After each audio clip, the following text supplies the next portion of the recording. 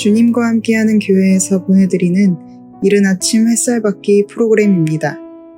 이 시간을 통해 하나님의 말씀에 나를 비춰보며 나 자신을 성찰하는 시간이 되시기를 바랍니다.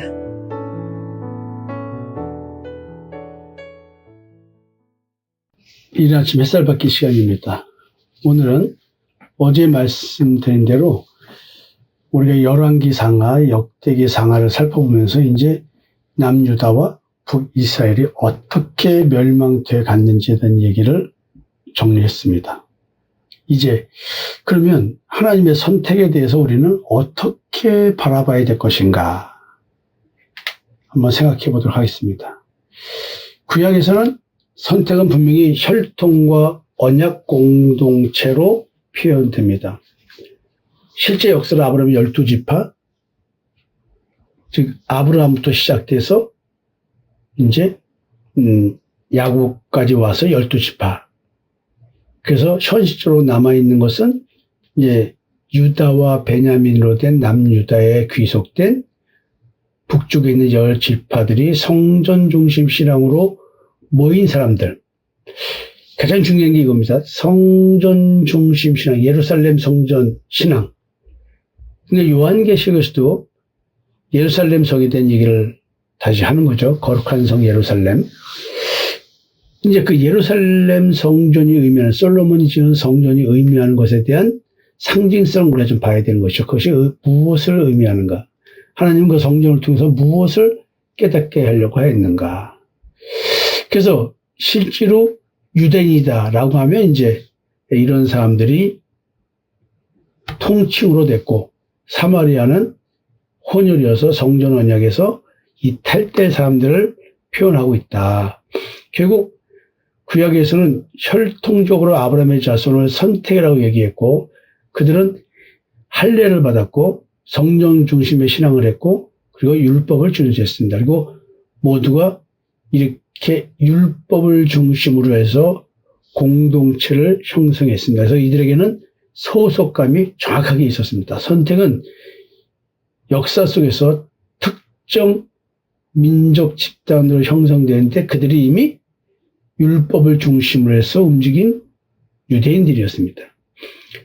그렇지만 구약 자체 내에서도 이미 혈통적 선택은 해체되기 시작했습니다. 왜냐하면 예수님이 오시기 직전에, 사역을 하시기 전에 아브라함의 자손이라고 다 구원받는 게 아니다. 남은 자만 참 이스라엘 자손이다. 이게 이사야 때도 남은 자 사상이 나오지 않습니까? 또 예레미야서 이제 할례는 육체가 아니라 마음이다. 이미 혈통, 몸의 율법 이런 것들은 이미 벌써 선지자들에 의해서 폐기됐다고 말해야 되지 않을까? 이런 생각이 듭니다. 혈통이 아니라 선택은 믿음에 대한 문제로, 마음으로 믿는 믿음으로 이동하고 있었습니다. 이미 신명기에 할례는 마음이 할지니라고 이미 말하고 있습니다. 이미 모세 때부터 나온 이야기입니다. 이제 예수 그리스도가 등장하죠. 세례 요한은 하나님은 이 돌들로도 아브라함의 자손을 만들 수 있다고 얘기를 합니다. 결국 혈통이 중요한 게 아니라는 얘기를 노골적으로 얘기를 이렇게 합니다. 그래서 예수님은 유대인들이 그렇게 싫어하는 사마리아 여자에게 구원의 메시지를 전하러 가십니다. 또 이방 민족의 로마 백부장을 또 칭찬합니다.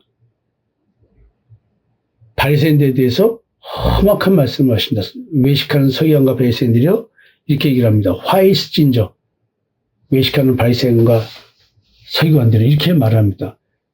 이제 선택의 기준이 민족이라는 개념의 유대인이라고 하는 민족이 아니라 믿음으로 이동합니다. 예수 그리스도의 십자가의 대속의 은총을 믿는 믿음으로. 그리고 이제 선택의 최종 정의가 예수의 피입니다. 십자가의 피입니다. 유월절 희생 제사로서의 언약인 피. 이 피는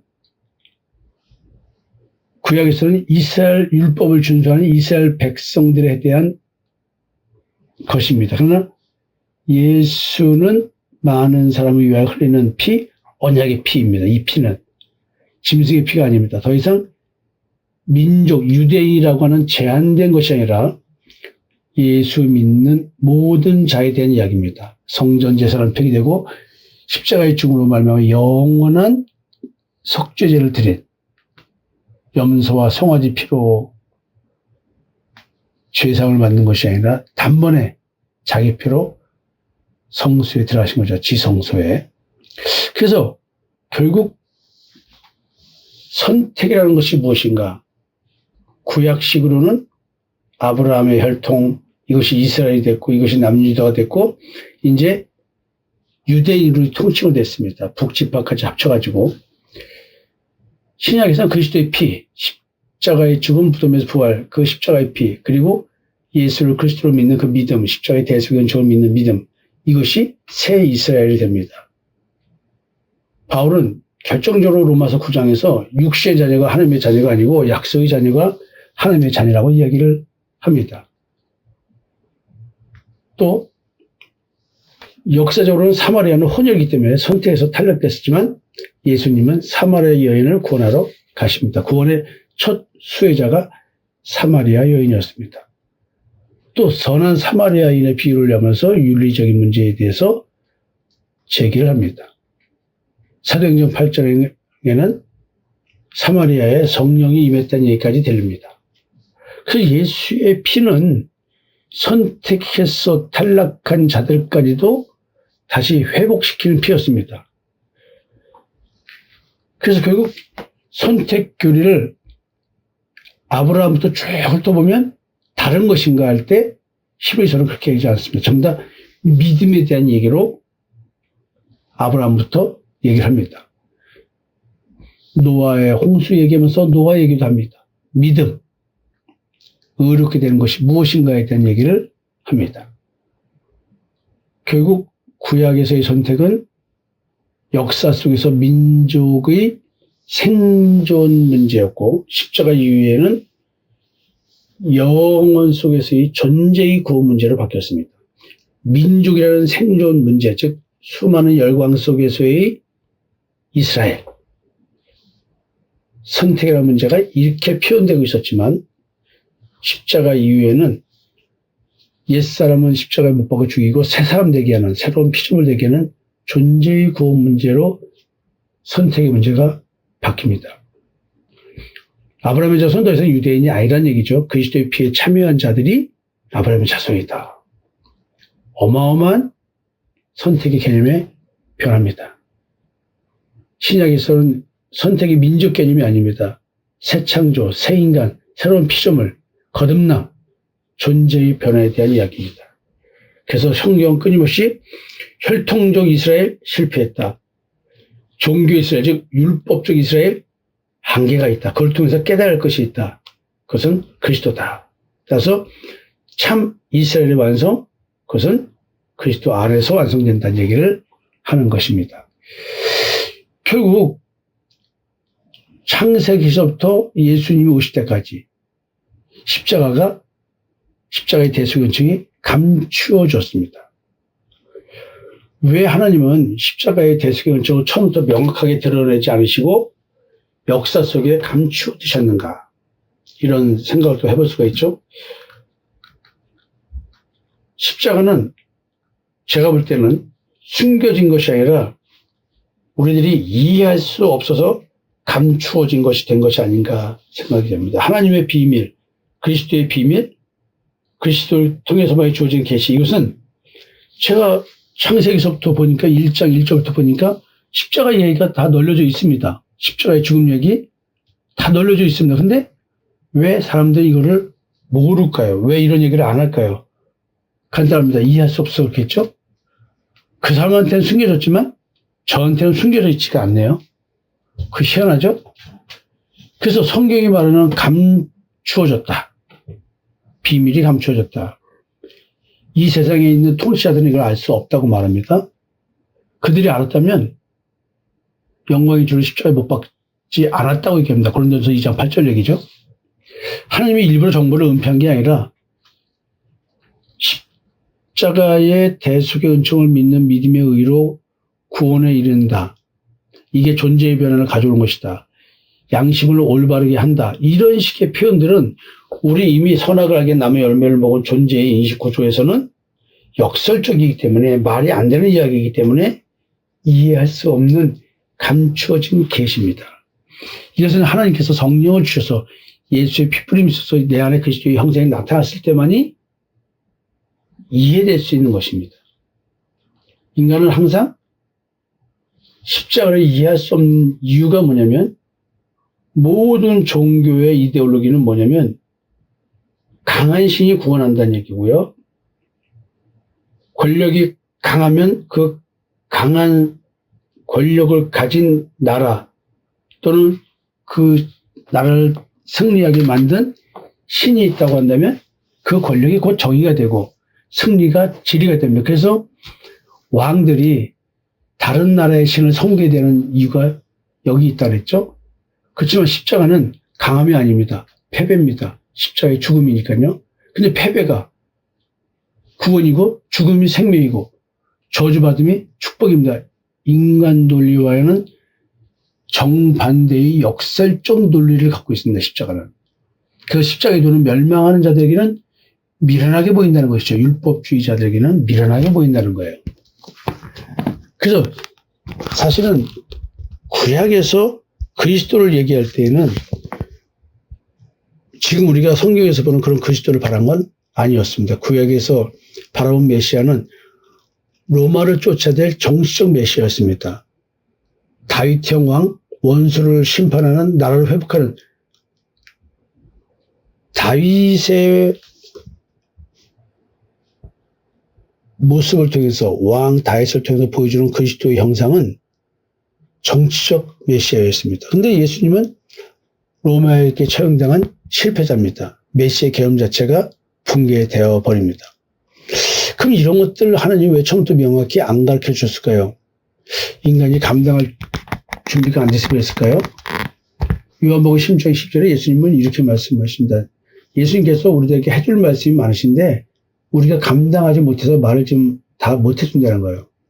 십자가는 정보가 아닙니다. 한 존재의 실체에 대한 이야기, 죄의 실체, 하나님에 대한 뜻, 인간 존재가 선악을 알게 하는 나무의 열매를 먹은 존재이기 때문에 자기 중심적 신앙생활을 하면서 자기 의를 세우는 신앙인 줄 모르는 그런 존재에게 십자가는 존재론적 변화를 얘기하기 때문에 자기 존재의 붕괴, 파괴, 죽음 이걸 전제로 하는 것입니다. 따라서 인간은 존재 자체가 자기의 옛사람을 마음속에 있는 온갖 탐심의 땅의 지혜를 주기로 하지 않습니다. 자기 결핍이 채워지지 않으면 발작 증세를 일으킬 정도로 우리 삶의 현실에서는 그렇게 살기 때문에 인간이 이렇게 십자가를 만난다는 것은 깨닫는다는 것은 쉬운 게 아닙니다. 그래서 우리가 통상 얘기했듯이 성경에 계시는 굉장히 점진적이다 얘기지만 제가 보니까 창세기에 이미 십자가의 대수경청 얘기는 다 쓰여져 있습니다. 점진적이 아닙니다. 율법은 장차 올 좋은 일의 그림자여 참 형상이 아니라 했습니다. 그걸 통해서 율법을 통해서 우리는 그리스도를 발견하는 것이죠. 참 형상, 하나님의 형상, 그리스도의 형상 이걸 발견하는 겁니다. 그러니까 이미 창세기부터 그 이야기는 되어져 있습니다. 십자가는 예언되지 않은 게 아니라 전부 상징으로 감싸져 있습니다. 비유로 감싸져 있습니다. 그래서 비유를 풀 수 있는 자만 푸는 겁니다. 왜 비유, 상징, 그림자로만 이렇게 주어줄까요? 그게 뭐 하나님 뜻이겠지만 하나님은 인간을 하나님의 은혜 속에서 부르시는 거지 하나님의 사랑으로 자기 사랑으로 우리를 부르는 거지 우리에게 뭘 요구해서 우리가 뭘 이루어서 우리를 부르신 게 아닙니다. 쉽게 말하면 내가 십자가를 찾아야지 해가지고 어떤 수수께끼 맞추는 개념으로 오는 게 아니라는 것이죠. 순수하게 하나님께서 나를 사랑해서 나를 부르셔서 십자가를 깨닫게 하는 것입니다. 십자가는 인간이 하나님을 어떻게 대하고 있었는지를 보게 하는 사건입니다.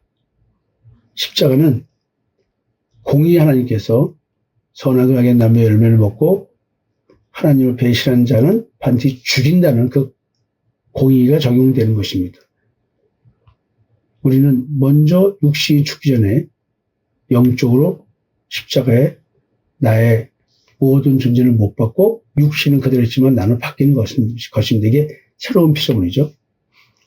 그래서 하나님의 인간을 혼돈과 공허와 흑암에 쌓인 존재라는 사실을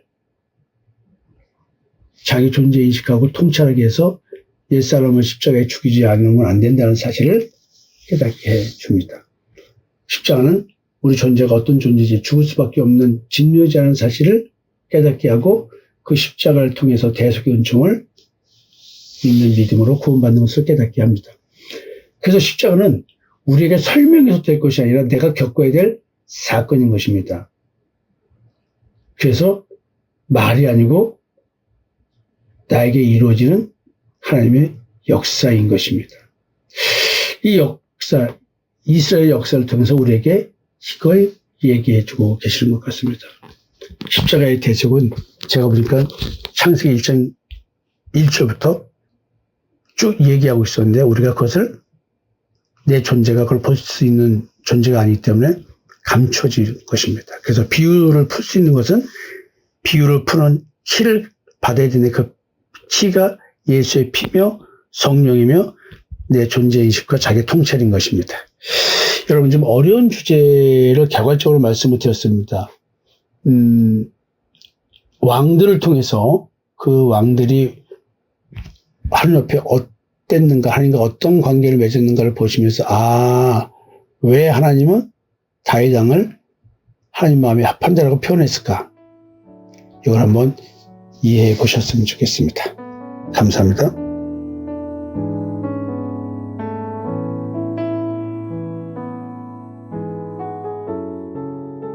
지금까지 이른 아침 햇살 받기 프로그램이었습니다. 오늘 하루도 믿음 안에서의 삶을 누리시는 여러분이 되시기를 기도합니다.